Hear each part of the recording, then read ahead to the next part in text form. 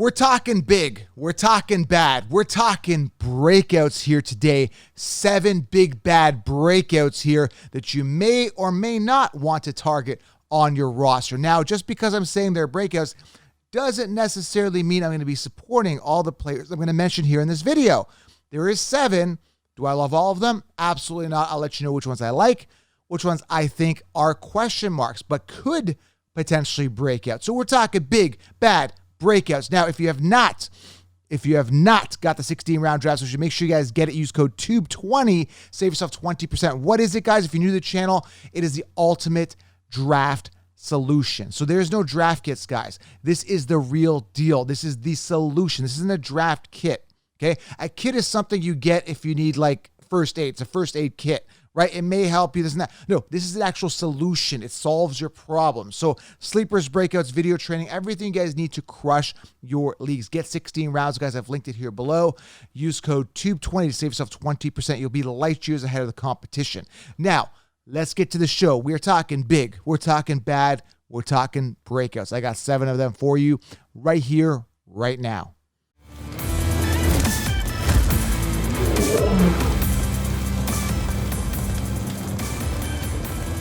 We're talking big, bad breakouts here. I got 7 of them for you guys. Before we get into it, guys, this show is brought to you by Manscaped.com. Go treat yourself. If you've not done it yet, go to the site. They've already got deals on the site. And upon checkout, you use SHOWERLINE20 as a code. That's SHOWERLINE20. Save yourself an additional 20%. I was on the site browsing yesterday. Amazing deals. I went to checkout, and I was getting big-time discounts on things like Boxers 2.0, guys. If you've not tried the Boxers, go do it. Your balls are going to be super comfortable. DM me, say, I got the Boxers, Joe. These are changing my life for the better, obviously, guys. Manscaped.com. The code you want to use is SHOWERLINE20. Try the Boxers, try the trimmer, try the deodorant, try the body wash shampoo. Amazing products, guys. I only support products that I believe in. Manscaped.com. Go to the site, pick what you want right now. Go treat yourself, guys, and use code SHOWERLINE20 upon checkout. You will be very impressed with the product once it gets delivered. Packaging is good. Delivery is amazing. Everything is great, guys. Manscaped.com, SHOWERLINE20. Go treat yourself, guys. All right, let's dive into this. Now, if you are new to the channel, subscribe, thumbs up, and let me know below. Who's your big bad breakout? Who do you think is going to be in for a major breakout this year? And will they follow through on the breakout? Yeah, they're primed for a breakout, but will they actually break out? Will they actually stick with it and thrive and have themselves a phenomenal year? That's kind of the big question here, right? All right, so let's dive into it. Now, the first guy here, you've heard me talk about him. Now, some of these guys I do like, some of them I don't like as much. I'm not as high on. The first guy I am high on, and I like the draft value. The guy I'm talking about is Breece Hall. Breece Hall is in a prime position to succeed. The Jets drafted high draft capital in him. They moved up to get him when they needed to address other positions. I think they had themselves a great draft, by the way. The Jets did drafting Garrett Wilson. They've got Breece Hall here. And the Jets are in a position where it's literally do or die for a guy like Zach Wilson, who's got to really thrive this season. It has to be done here for Zach Wilson this year. Enter Breece Hall, a guy that was an absolute workhorse in college, the top prospect at the running back position. Listen, I love Breece Hall. This guy had 41 rushing touchdowns in the past 2 seasons. 253 attempts last year, 1,472 yards, 5.8 yards per carry, 20 touchdowns on the ground. And you want to tack on an extra 36 receptions for 302 receiving yards and 3 receiving touchdowns his last year of college. Like I said, 41 touchdowns the past 2 seasons. He's a goal line vulture. He's a workhorse. He's explosive. He's ultra elite. The guy can run. The guy can catch. Again, he's one of those guys that could really break out and have those explosive plays. Now, he's currently sitting 20th on the consensus ranking. So there's a couple other guys I'm going to mention here in this video that are sitting at that ADP, right? We're going to get to that in a second at the running back position. But I think out of all of them, I think this is the guy that could have the biggest breakout capability because, again, we're talking just amazing sheer talent. We're talking an offense that, a team that believes in him. I like Breece Hall this year. I think he's set for a great year. And again, that 3rd round average draft position, sometimes 4th round typically, is great. And maybe look for his ADP to go up as we get closer to the season. Breece Hall, amazing talent. Love the big, bad breakout potential here, okay? Number 2 here, this guy is due for a breakout. I would say he is years to wow me. I'm not wowed. He's entering now a position where he's got a great quarterback throwing to him. The guy I'm talking about is Jeudy. I'm not sleeping on Jeudy this year. I'm really not. I like his average draft position in and around the 5th round. It's kind of where he's falling depending on how many people are in your league. I love the opportunity here. Now, if you look at his years throughout, the past couple of years, he's going into his third season. He was a first-round pick, guys. 15th overall for Denver out of Alabama. Great receiver out of college. 6'1", 193 pounds. Great route runner. Polished route runner, that is. And when I look at his stats, 3 touchdowns the past 2 seasons, right? First season had himself a decent season. 856 yards receiving. 52 receptions on 113 targets. Not phenomenal by any sense of the word, but you got to give this guy a little bit of a break. Now, hasn't had good quarterbacks thrown to him. He finally has a quarterback that is, knock on wood, very durable, a guy that gets it done year in, year out, has made Lockett and Metcalf great fantasy wide receivers. And Jerry Jeudy now, young, dynamic, hungry to get going, slated as the wide receiver 1. Now, there's Sutton as well. Got a year's 2 hours, we're not wild with him as well. Who is he going to gravitate to? Now, I had the beat writer on, the actual beat writer for the Broncos. If you haven't checked out the show, just Google Denver Broncos Outlook Fantasy Football Counselor. It comes up, and you're going to hear the conversation here, and he thinks it's going to be Jeudy. I got a gut feeling it's going to be Jeudy. I'm all in on Jeudy here, but if you are drafting Jeudy, make sure that, yes, he could be a wide receiver 1, could be ultra explosive, could break out, but there is a chance that he could bust as well. There's always that chance because, again, statistically and historically, the past 2 seasons, what we've seen out of him is that bust material. So just draft with caution and make sure you have a lot of depth to him. So I'm not saying don't draft. I'm saying I like him. I'm going to be drafting him. I've got him in a big league of mine. My big thing is he going to maintain? Is he going to stay relevant? Is he going to boom, right? Or is he going to go back to the past 2 years? I highly doubt it. Again, if he stays healthy, we've got ourselves a big bad breakout here. It's going to be pretty amazing, okay? Jerry Jeudy, love him this year, especially with Russell Wilson, who's going to absolutely boom this year. I think Russell Wilson has a phenomenal year. I've mentioned it in other videos, all right, guys? Let's move on here to the third player here that I think is a big, bad breakout. He's overdue here for a big season. Not really overdue, but I think a lot of people are sleeping on him. And the guy going into his third season has looked safe and solid the past couple of years. Now, last year, Darnell Mooney's the guy I'm talking about, by the way. Darnell Mooney coming in at number 3 here. I like him, and I like his ADP. We have Jerry Jeudy sitting at 26th amongst wide receivers. We got Mooney sitting in and around the same ADP, around 20 to 25, depending on which Concheapsis rankings list you're looking at. And I don't follow Concheapsis rankings, but I do look at them because that's where people draft. Everybody, a majority draft based on ADP. When you're in a league, you're on whatever site you're drafting on, players prop up based on ADP, and Darnell Mooney's coming off in and around anywhere from rounds 4, 5, 6, as late as 7, but typically I would say round 5. I mean, this guy had himself a safe campaign last year, 140 targets. What do you have? 1,055 yards, 4 touchdowns. And now he's finally integrated and going into a season with the confidence of last year, 1,000-yard receiving season, and that rapport with Justin Fields, who, again, didn't get it going last year, didn't get the groove going, now going in as the starter with confidence and conviction. Obviously, Nagy's gone. I think that's a plus. And these guys, apparently, from an insider info, they have been actually getting together a lot, working together, and that rapport is strong between Fields and Mooney. I think he's great talent. You're getting a wide receiver 1. They've got no other receiving options there other than Cole Kmet and David Montgomery. By the way, on a side note, I heard Khalil Herbert is getting a lot of volume in training camp, and it may actually be a committee there. So be careful if you're drafting David Montgomery. That's a total side note there.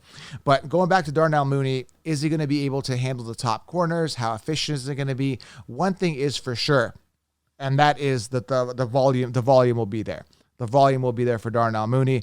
Love the upside, love the talent, love the opportunity. But again, you have the question mark. Will he thrive? It's one of those situations where he's due for a big bad breakout, but will he thrive or will he just be mediocre or will he bust? I think he's going to be safe and solid either way. Next guy here. This is a big bad breakout. I love him. Again, this is a guy I'm super hyped up about. And again, the mainstream consensus are sleeping on him, sitting 38th on the Concheapsis rankings. I love this guy. I love him so much. He's on all my teams. I actually ended up missing out on him in one league, and I'm really, really upset. I'm still losing sleep over this. This guy I absolutely love. Before I get into who that actually is, make sure you guys do, again, pause the video, get the 16-round draft solution, use code TUBE20. I've linked it below, guys. TUBE20. Get 16 rounds. It is the game changer. Everything is there. Every sleeper, every breakout, and where to draft them in the optimal position. All right, guys? So if you haven't gotten 68 rounds, got to plug it here in the middle. Go get it right now. And if you have not got something from Manscaped, go do that because I only promote stuff I believe in. Go use Showerline20 on the Manscaped site. Go do that right now. You'll be absolutely amazed at the product, okay? So Tube 20 for 16 rounds. That's TUBE 20. Go get it. I've linked it below, or just Google 16-round draft solution and manscaped.com, right? Use code Showerline20 for that. Go treat yourself, all right? The guy I'm talking about, I'm wearing the hat here, is Drake London. It's simple, guys. I'm not going to spend too much time on this. This guy was the first round pick for the Atlanta Falcons. They believe in him. They've got no other wide receiver there. They've got Kyle Pitts. I like him. Kyle Pitts could have a great season. But Drake London impressing in training camp, solidifying my gut feeling, decision, and research that he's going to have a great season. Doing great, guys, again, in training camp. Very impressive, making some impressive catches, 50-50 contested catches, no problem for him. He comes down with the ball. Obviously, people are saying, well, separation isn't that good. I think he'll be fine. Don't worry about that. He's going to be a red zone target. He's going to eat. 1,084 yards last year on college, 7 receiving touchdowns on 88 receptions. Drake London, again, I think he was picked 8th overall, first round. Falcons love him. They don't have a receiver, guys. Ridley's not there. Julio's not there anymore. They need one. The only knock I get with Drake London is, okay, well, Joe, he doesn't have a good quarterback. Mariota will get him the ball, and if he doesn't, Desmond Ridder will. One of these guys is going to get the ball to him. Either way, these guys are NFL quarterbacks. They're relatively efficient. They're not that bad. They're not Aaron Rodgers or Pat Mahomes or Russell Wilson, but they will get the ball to Drake London, period. The volume will be there. It's not a question. Love his 5th round ADP value. Sometimes he's falling later, maybe even 6th, 7th round. I like him in and around 5. I don't want to lose him. I actually waited and I lost him in one league. Okay. Again, I'm still losing sleep on that. So Drake London, big bad breakout. Next guy here, I'm not really as high on, although he could break out. The guy I'm talking about here is Travis Etienne. Now here's the deal with Travis Etienne. The Jacksonville Jaguars invested a lot of defensive picks, right? So their O-line wasn't significantly improved on the draft. They got Trayvon Walker with their first pick. The Etienne was a first-round pick last year. That's something to note with him, right? And he had that foot injury, sidelined the entire season, missed the entire season. So my first question comes, is he durable, right? Or was it a fluke injury? Is he going to last the whole season? So durability is in question here, because he came in as a rookie and got hurt immediately. Second preseason game. Not a good sign. In college, his numbers, his peak year was 2018, 204 attempts, 1,658 yards, 24 touchdowns, right? He's basically coming in like a rookie. He's not a rookie, but he's coming in as a rookie because he didn't play last year. James Robinson, coming off an Achilles injury. Some people say, well, people come off Achilles injuries, they're never the same. James Robinson is still the RB1, but I don't trust Jacksonville because they snaked James Robinson. James Robinson was coming off a really good campaign in 2020. 2021, they go ahead and draft Etienne at the end of the first round, basically stabbing him in the back. They completely did James Robinson wrong. James Robinson had himself a safe, boring campaign last year, nothing to get excited about. And then in comes Travis Etienne now. Now, James Robinson last year, again, very safe. When I say that, he started 13 games, played 14 total games, 767 yards, 4.7 yards per carry, 8 touchdowns on 164 attempts. Much lower than his 240 attempt season in 2020. So James Robinson, good value if Travis Etienne gets hurt. Travis Etienne slated as the 1, but I still think James Robinson is going to be a factor, especially around the goal line. It's going to be an interesting thing to watch, to see, because, again, it is a suspect offense. I don't trust Jacksonville at all. So if you are drafting Travis Etienne, you got to make a decision, because he's sitting, 19th on the consensus, sitting there with Breece Hall and the next guy I'm going to talk about here. So you got to make a decision. Do you like Breece Hall? Do you like Etienne? Or do you want to go with a safer guy like Zeke Elliott, who's coming off a couple picks even before these guys? So that's a decision you got to make. I personally don't like Etienne, although he could really, really break out and explode this year. Travis Etienne, that's a decision you have to make. I've explained the reasons why I don't trust him. That being said, with a lot of risk comes a lot of upside, and that could be Etienne this year. Okay, not against him. I've just explained all the potential pitfalls with him, all right? Is he going to be durable? Do you trust Jacksonville? Is James Robinson going to come back and be a thorn? He is actually the RB1. Travis Etienne came in and became the thorn. Think about these things before you make that decision, all right? Number 6 here, another big, bad potential breakout. When I'm overly high on him, but I got to mention him because he could really break out. The guy I'm talking about, similar ADP to Etienne and Breece Hall. The guy I'm talking about is Cam Akers. Now, Cam Akers was a second-round pick in 2020, has done nothing. He really has done nothing over the past couple of years, okay? Going into his third season, he's played, like 14 games in the past 2 seasons. When I look at a guy like Cam Akers, I don't want to say cringe, but I don't feel warm and fuzzy. I'm usually all about breakout players. I'm all about players that could really shine. Again, the second round pick, obviously the Rams believed in him. Henderson, I'm not excited about. Years 12, we're not wowed. This guy's prototypical running back, 5'10", 217 pounds, but he just has not got it going on. He just has done nothing. Put up some decent stats in the postseason last year. Now, the Rams are coming off a Super Bowl hangover. Are they going to do as well as last year? I highly doubt it. They're going to rely on Cam Akers, obviously, to get the workload, slated as the RB1. I don't trust him, but he's one of those guys that you can get third round, right? Early third. and this guy could actually really give you a good return on investment because you're getting that workhorse running back potentially with a lot of upside. Do I trust him? Absolutely not. Is there better options that I think could do better than him at that ADP? Absolutely. Again, he's sitting 18th in and around Zeke and Breece Hall. I kind of like Zeke and Breece Hall ahead of Cam Akers. That's a decision you got to make. And then there's David Montgomery in the mix as well, which, I mentioned Khalil Herbert might be a factor. Those are kind of your options in the third round, right? And then when people say, well, I'm going, zero RB, I'm getting wide receivers early, waiting on RB, this is kind of what you're dealing with here. This is going to be your RB1, and I don't like it. Some people even wait even more, round 4. They pass up Cam Akers and Breece Hall, and they wait RB4. Then you're getting like really crappy RBs. I don't even know who's at that ADP because I don't even look at those fourth, 5th round RBs like Antonio Gibsons and, Mitchells of the world. I don't look at those guys. All right. So Cam Akers, big bad breakup potential. I personally don't trust him, but tons of upside. And the last guy here, apparently doing really well in training camp with his quarterback, and his quarterback in that, again, we talked about him in a situation where he has to thrive. The guy I'm talking about is Zach Wilson and Elijah Moore, but the guy I'm talking about here specifically is Elijah Moore as that big bad breakout. They drafted Garrett Wilson. Garrett Wilson could be a factor, but Elijah Moore, guys, again, looking good in training camp, had himself a decent campaign last year, 538 receiving yards, 5 touchdowns on 43 receptions. Nothing to get excited about, but Zach Wilson was not in the groove. I can only imagine he's going to be more integrated into that offense, a little more focused, a little more honed in. His efficiency should go up this year. Again, this guy's top elite talent quarterback coming out of last year's draft.